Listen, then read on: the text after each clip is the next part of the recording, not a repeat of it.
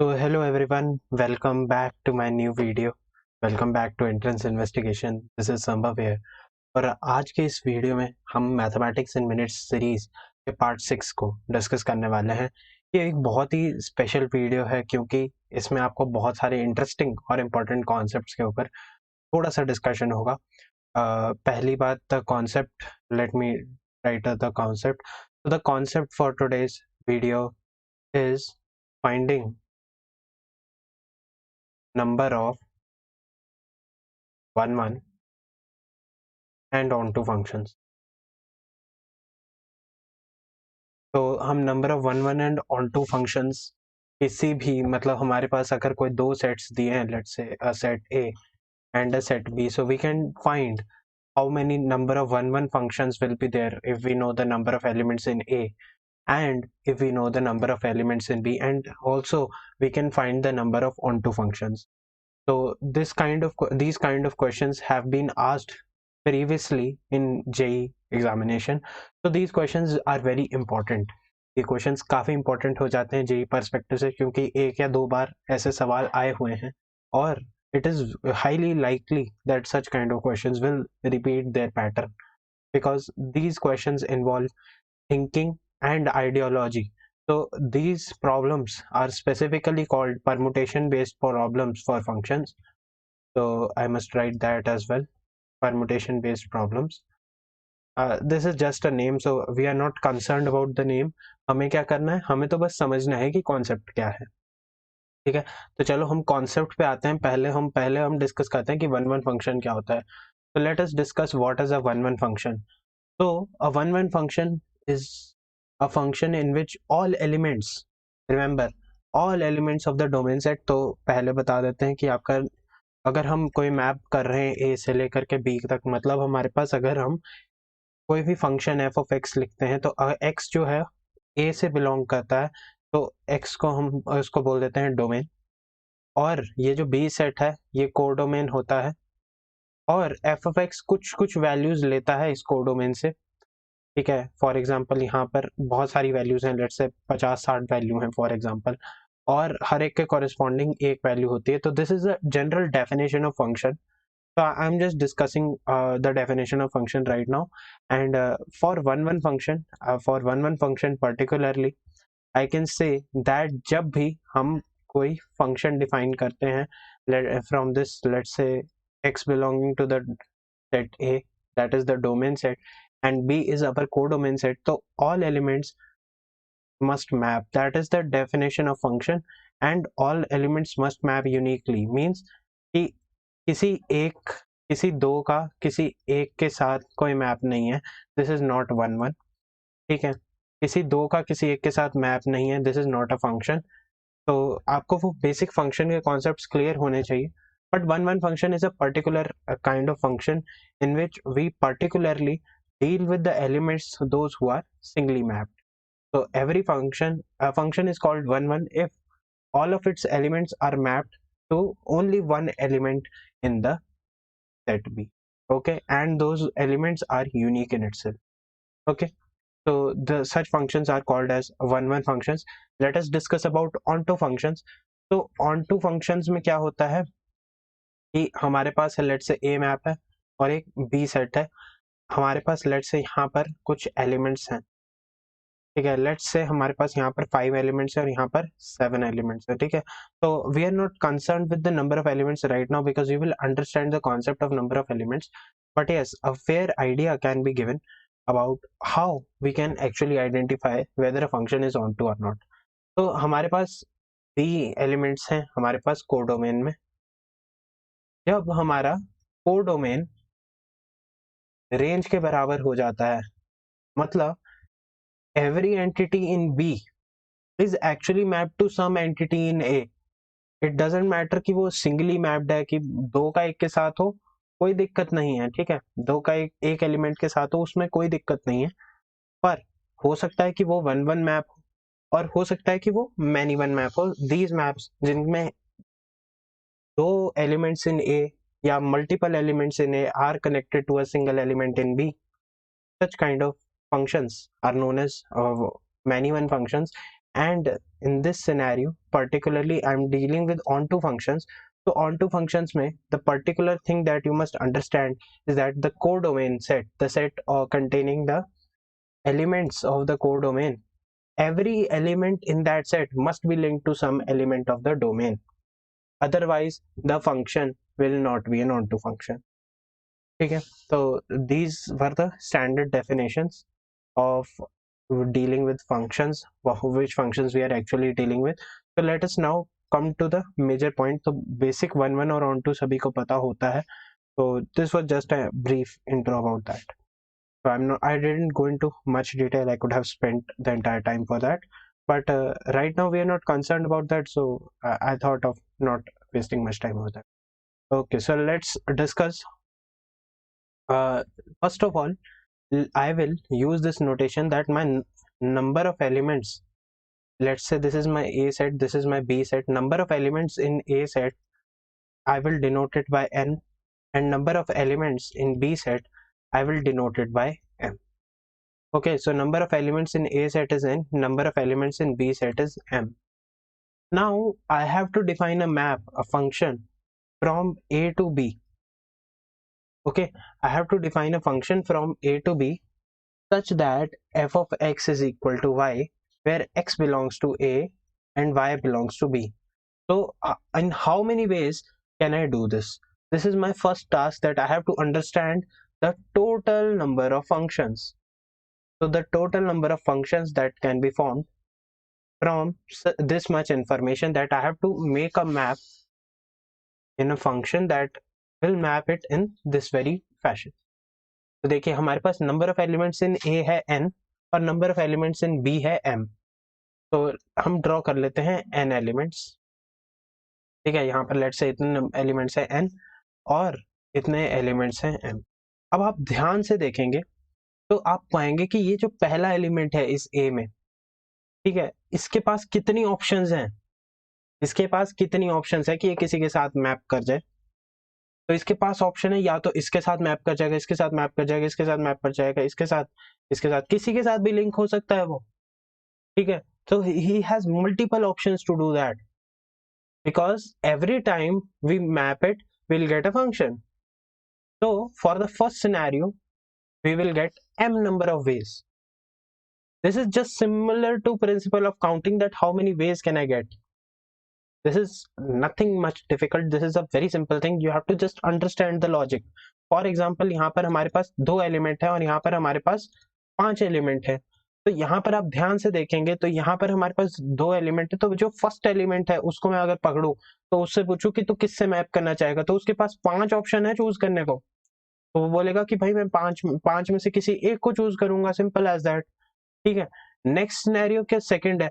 Second बोलेगा कि मेरे को भी 5, मेरे पास भी 5 ऑप्शन दी गई हैं तो मैं भी 5 ऑप्शंस में हो सकता हूँ. तो सिमिलरली इसके पास भी m ऑप्शंस रहेंगी, इसके पास भी m ऑप्शंस रहेंगी. तो ऐसे करते करते ये सिलसिला लास्ट एलिमेंट तक जाएगा और हमारे पास n एलिमेंट्स हैं. तो m कितनी बार आएगा, n बार आएगा. ठीक है, तो this power will be m raised to the power n. This is the total number of functions and this was the first thing that you guys needed to understand in this very scenario. So we will have the total number of functions as m raised to power n. Okay, where we have this. या आप ऐसे देख सकते हैं codomain raised to power domain. याद करने की जरूरत नहीं, समझने की कोशिश करें. ठीक है, अगर आपके पास यहाँ पर n एलिमेंट्स है तो हर एक के पास ऑप्शंस कितनी है, m ऑप्शंस अवेलेबल है कि मैं इससे भी लिंक हो सकता हूँ, इससे भी लिंक हो सकता हूँ, इससे भी लिंक हो सकता हूँ. क्लियर, इतनी बात समझ आ जाएगी तो आपको टोटल नंबर ऑफ फंक्शंस निकालने आ जाएंगे. अगर आपको इतना पीएनसी आता है, ठीक है, तो यू आर एक्चुअली थ्रू कि आप अगर आपसे कोई पूछे कि total number of functions form, तो घबराने का नहीं, जस्ट सिंपली लॉजिक लगाओ कि किसके पास कितनी ऑप्शंस है. Once you are able to do that you are done. ठीक है, so this was about total number of functions and now let us discuss about the number of functions that we can make. Okay, so I'll just give a map that this is n elements in my set A and m elements in my set B. Okay, for a scenario when n is less than m, I'll discuss a scenario when n is equal to m, and I have to discuss a scenario when n is greater than m. and I have to choose my scenarios accordingly. So first of all, I'll discuss about 1-1 functions, that how many 1-1 functions can be formed. Okay, so let me discuss about the number of 1-1 functions. So in the first scenario where n is less than m, so I'll take a simple example and then we can come back. Okay, तो let's say हमारे पास n less than m कौन सा है, यहाँ पर हम ले लेते हैं 2 elements और यहाँ पर ले लेते हैं 5 elements, ठीक है, 1 2 3 4 and 5, ठीक है। हमें क्या करना है, हमें बनाना है 1-1 फंक्शन। अब हमें फंक्शन नहीं बनाना है, हमारे पास फंक्शंस कितने बनेंगे, 5 का स्क्वायर, सिंपल एज दैट, क्योंकि 5 पहले के पास भी ऑप्शन है, 5 दूसरे के पास भी ऑप्शन है। पर अब हमें एक कंडीशन दे दी कि यहाँ पर हमारे पास सिर्फ 1-1 फंक्शन बनना चाहिए। तो हम क्या करेंगे कि पहले वाले को पूछेंगे, ठीक है। तो पहले वाला तो भाई यही बोलेगा कि भाई मैं 5 में से कोई एक चूज कर लेता हूँ, ठीक है। दूसरे वाला बोलेगा कि अब उसने जो एक चूज कर लिया वो मैं अब ले ही नहीं सकता, ठीक है। तो बस यही सिनेरियो बनेगा। तो हमें क्या करना पड़ेगा, सिंपल एज दैट, कि हम क्या करते हैं कि 5 में से कोई 2 को चूज कर लेते हैं, ठीक है। और उन 2 को अब हम अरेंज भी कर सकते हैं, ठीक है। हर बार हम 5 में से कोई 2 चूज करेंगे, वो पहले को भी जा सकता है, दूसरे को भी जा सकता है, ठीक है। तो इसीलिए हम उसे 2 फैक्टोरियल से मल्टीप्लाई कर देंगे, क्योंकि हमारे पास उसके अरेंजमेंट्स हो सकते हैं। फंक्शंस में ऐसा नहीं है कि आपने एक बार रख दिया तो फिक्स हो गया, you will arrange those things, you will arrange कि 1 का लेट से 2 के साथ, या 1 का लेट से a के साथ मैप हो और 2 का b के साथ मैप हो गया फॉर एग्जांपल, तो 1 का b के साथ और 2 का a के साथ एक और मैप होगा। तो इसीलिए we have to ensure that the arrangements are also considered, and henceforth we will understand this fact that this will give me 5c2 into 2 factorial, simple as that, ठीक है। This will be my the scenario for this, okay। Now for n less than m, देखो यहाँ पर n elements है, यहाँ पर m elements है, तो आप m में से पहले n एलिमेंट्स चूज करेंगे, ठीक है। तो आपके पास कुछ एलिमेंट्स आ जाएंगे, अब आपको उनको मैप करना है। तो n चीज, अब यहां से हमने n चीजें उठा ली हैं और n चीजों को n जगह रखने का तरीका is n factorial, that is the number of arrangements, and henceforth my first scenario becomes that number of 1-1 functions for n less than m is mcn times of n factorial, simple as that, okay। For this scenario, for n is equal to m, the case becomes simple again। देखो, अगर हमारे पास equal number of elements हैं तो आप m में से ही, अगर m में से ही आप n ले रहे हैं तो इसका वैल्यू 1 हो गया, और आप सिंपली n जगहों को, n चीजों को n जगह रख रहे हो, सो इसमें भी आप m को जब n रख देंगे तो this thing will actually reduce to n factorial. और आप ध्यान से देखें तो ये वाली चीज ही लगा रहे हैं हम, logic is still the same, ncn का वैल्यू होता है 1, तो we can actually apply it। For the third case, the thing becomes a bit different, so I'll discuss the third case first of all। let's say हमारे पास यहाँ पर 5 elements हैं domain में, और को डोमेन में let's say हमारे पास 2 elements हैं, ठीक है। 5 and 2, just for an example I'm taking 5 and 2, you can take 5 and 3 or something, just you have to ensure that my m is less than n, this is my case, okay। So for such a scenario, it is quite obvious कि आप यहाँ पर 5 elements रख दें और आप यहाँ पर 2 एलिमेंट्स रख दें। फंक्शन की डेफिनेशन क्या कहती है, लेट्स से आप इसको इसके साथ मैप कर देते हैं और आप इसको इसके साथ मैप कर देते हैं, तो अभी तक ये 1-1 मैप है, पर ये 1-1 फंक्शन नहीं है। क्यों? क्योंकि फंक्शन में this is a very particular thing about function, that the number of elements in all of the elements of domain must be actually linked with some element of codomain, ठीक है। तो this has to link to something, it has only 2 options to link, so it has to link to this one, similarly it has to link to this one, and it has to link to this one।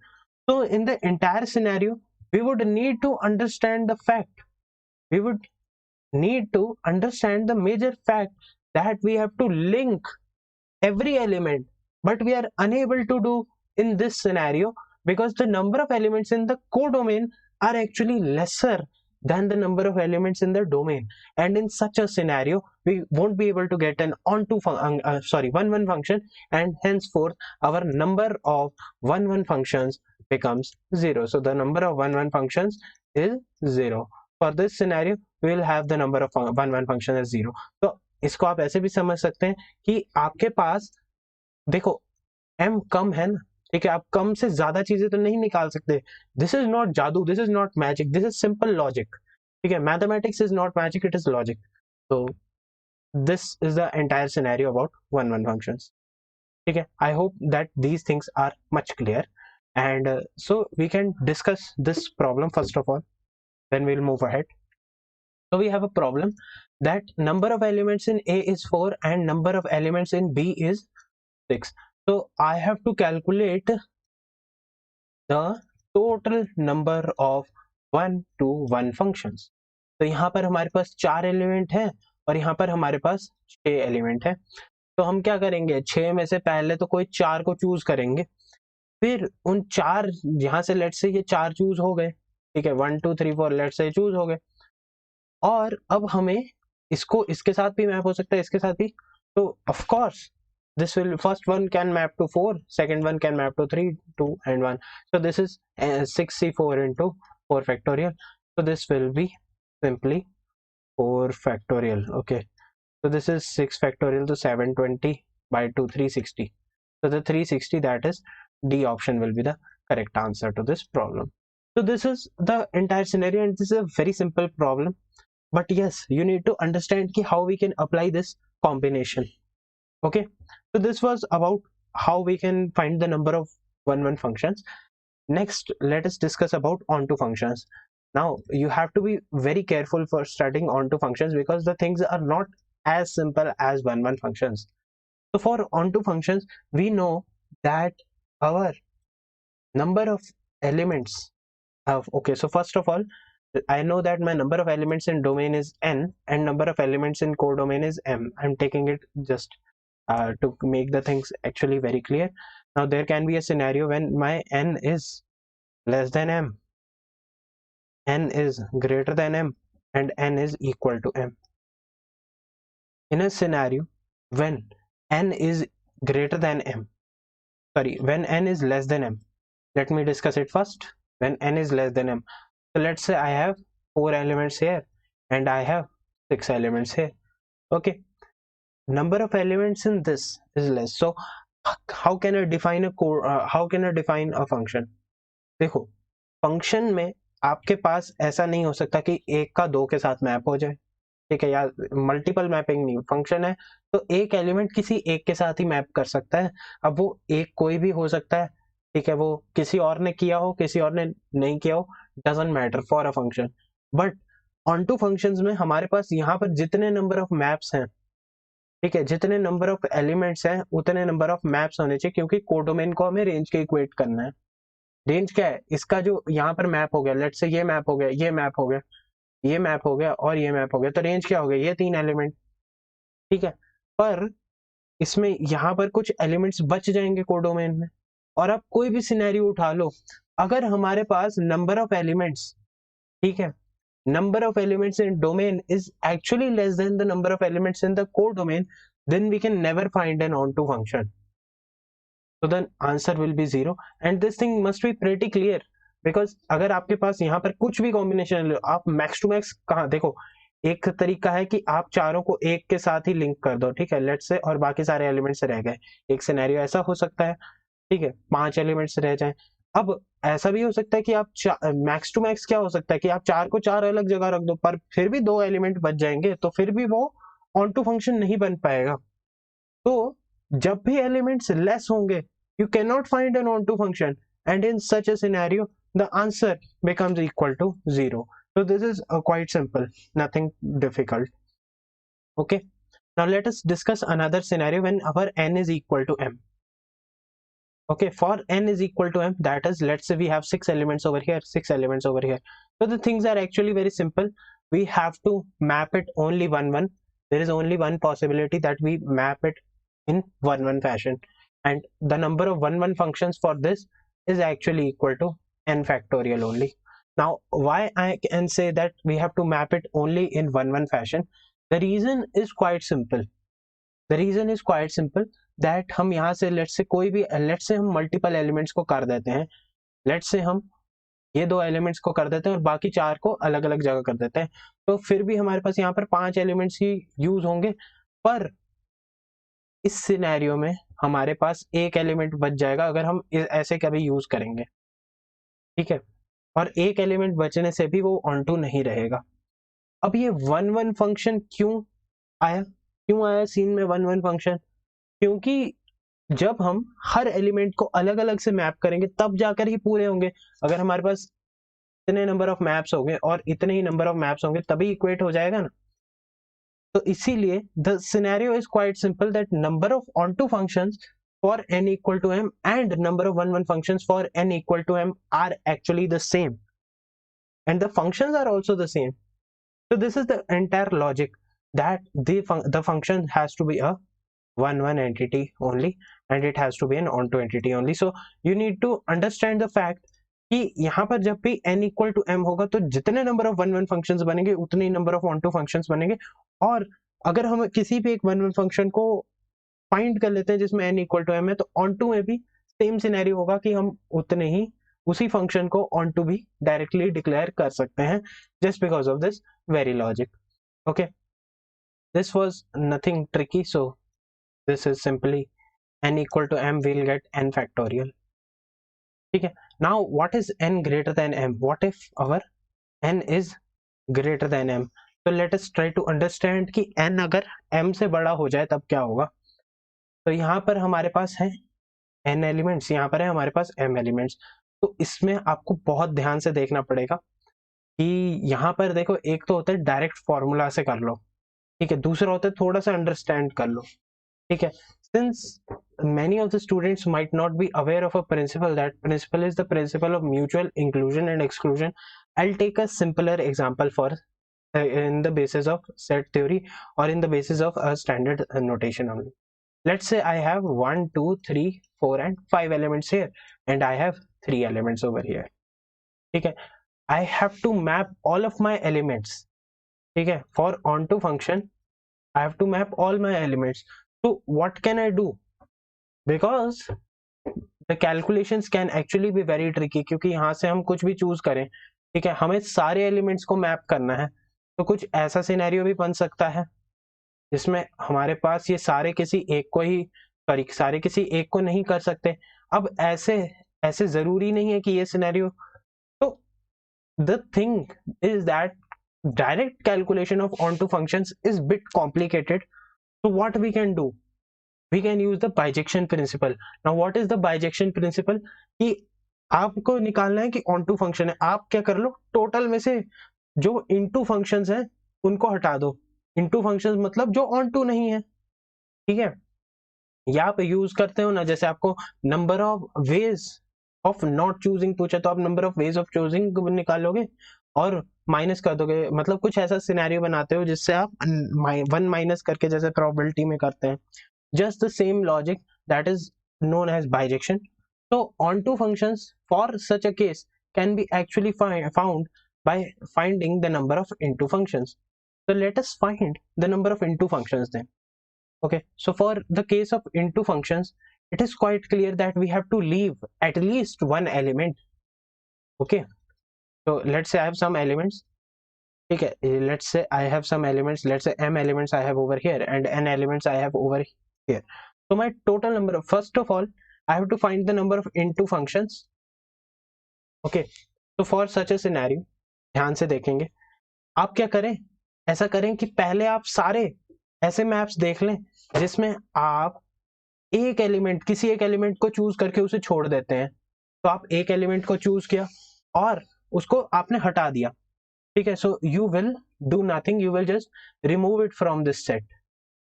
So now let's say you are having m elements, then you will have m minus 1 elements because you have left one alone. तो अब n के पास n elements के पास है m minus 1 options, तो हर element के पास है m minus 1 options, और हमें क्या है, इनटू फंक्शन बनाना है, क्यों, और वो इनटू ऑटोमेटिकली बन जाएगा क्योंकि आपने एक लीव किया हुआ है. तो आपने जब उसे लीव कर दिया तो अब हर एक के पास ऑप्शंस क्या हैं, n, तो m-1 की पावर n आ जाएगा। पर इसमें क्या गड़बड़ हो गई, इसमें गड़बड़ होगी कि इसमें एक ऐसा मैप भी आ गया जिसमें आपके दो एलिमेंट्स किसी एक को ही टारगेट कर रहे हैं और उसकी वजह से दो एलिमेंट्स छूट गए, क्योंकि एक एक एलिमेंट कहीं और छूट गया। फिर ऐसे करते करते और एलिमेंट्स छूटते जाएंगे। तो आपको पहले क्या करना है, पहले तो आपको m में से कोई एक चूज करना है, फिर आप उसके नंबर ऑफ फंक्शंस लिखेंगे। पर अब ध्यान से देखेंगे, जैसे हम सेट थ्योरी में पढ़ते हैं कि यहाँ पर A यूनियन B जब हम लिखते हैं तो हम कहते हैं कि एन ए आया और एन बी आया। पर उसमें क्या गड़बड़ होगी कि यहाँ वाला पार्ट दो बार आ गया, तो हम क्या करते हैं, इसको सब्ट्रैक्ट कर लेते हैं। तो सिंपल लॉजिक है, वही लॉजिक लगा रहे हैं कि हम अगर इसमें से दो एलिमेंट वाला केस माइनस कर लें, MC2, ठीक है, MC2 जब हम दो एलिमेंट्स को चूज करेंगे और उसके कॉरेस्पॉन्डिंग हमारे पास कितने फंक्शंस बनेंगे, इतने फंक्शंस बनेंगे, ठीक है। तो ऐसे करते करते अब ध्यान से देखना है आप लोगों को कि यहाँ पर दो के केस में ऐसा सिनेरियो है, पर ऐसा भी कहीं सिनेरियो हो सकता है कि तीन में गया हो। तो तीन में आपने अगर n A union B union C पढ़ा होगा तो उसमें हमें ऐड करना पड़ता है n A intersection B intersection C को। तो ये आ जाएगा MC3 m-2 raise to the power m-3 raise to the power n, ठीक है। And this series will continue with alternating signs, ठीक है। क्यों? क्योंकि हमारे पास कई बार ऐसा होता है कि जब हम ये वाला सिनेरियोज हटा रहे हैं, इन सिनेरियोज में हमारे पास दोनों में एक कॉमन सिनेरियो हो सकता है कि ये वाले हमारे पास हट रहे हैं, तो इसीलिए we have to add these scenarios. तो हम क्या कर रहे हैं, घटा बढ़ा रहे हैं, ठीक है। और जब हम इन चीजों को घटा बढ़ा रहे हैं तो we are using a principle, that principle is known as principle of mutual inclusion and exclusion. We will discuss that when we will study permutations and combinations. But yes, before that, I'll just simply tell you that this is just similar to set theory कि यहाँ पर आपके पास ये element हट रहा है, अगली बार आपको एलिमेंट जोड़ना पड़ेगा, जब वो जो एलिमेंट हट रहा है उसको आपको जोड़ना है। तो तीन वालों में हटता है जुड़ता है। आप अगर n A union B union C को देखेंगे तो उसमें क्या होता है, आप सारे एलिमेंट्स को ले लेते हैं, ठीक है। A union B union C में आप सारे एलिमेंट्स को ले लेते हैं, फिर आप क्या करते हैं कि यहाँ से हटा देते हैं, यहाँ से एक हटा देंगे, दूसरा हटा देंगे, तीसरा हटा देंगे। तो minus n A union B, sorry A intersection B minus n intersection B minus n A intersection C minus n A n B intersection C. जब आप उसे हटाते हैं तो आपके पास वो वाला पोर्शन कैंसिल आउट हो जाता है। फिर आपके पास यहाँ पर दिखता है कि ये वाला पोर्शन हमें एक बार हटाना था, पर ये हमने दो बार हटा दिया, तो हमें एक बार ऐड भी करना पड़ेगा। तो इसी हिसाब से जब हम चलते हैं, ये this involves from the principle of mutual inclusion and exclusion. This is actually a kind of theory, counting theory that is defined. तो आप उसी हिसाब से चलेंगे तो आपको नंबर ऑफ इनटू फंक्शंस मिल जाएंगे। So you have to be very careful कि आपको कैसे निकालना है। तो आप कोई m में से कोई एक एलिमेंट चूज करेंगे तो आपके पास इतने फंक्शंस बनेंगे। फिर आप m में से कोई दो एलिमेंट्स चूज करेंगे तो उसके कोरिस्पॉन्डिंग इतने फंक्शंस रिमूव ऐड हुए, एक्स्ट्रा ऐड हो गए थे उसमें, तो वो रिमूव करेंगे वो केसेस, क्योंकि वो मल्टीपल टाइम्स काउंट हो गए।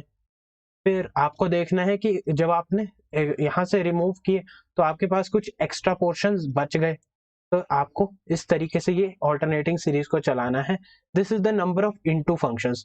Now once you have calculated the number of into functions, you can actually calculate the number of onto functions by using this formula, because you know that total number of functions is m raised to the power n. तो जब आप उससे this number, let's say that this number is k, अगर आप इस k को हटा देंगे so you will get the number of onto functions. So the number of onto functions is m raised to r n minus k, where k is the number of into functions. And into functions कैसे निकालेंगे, I have told you in a much better manner, although we will discuss mutual inclusion and exclusion once, maybe sooner, and yes, then the things will be more clear. But before, instead of using that, it is much better that you understand it from set theory. इस set में अगर आप चार का union लिखेंगे तो आपके पास वो लास्ट वाली टर्म्स ऐड हो रही हैं, जब आपके पास चारों का इंटरसेक्शन है, that will add up itself. So that is the entire scenario, and yes, we can discuss a problem for that. हमारे पास क्या है, set A consists of 6 elements and set B consists of 4 elements. So I have to find the number of mappings which can be defined from A to B that are surjective.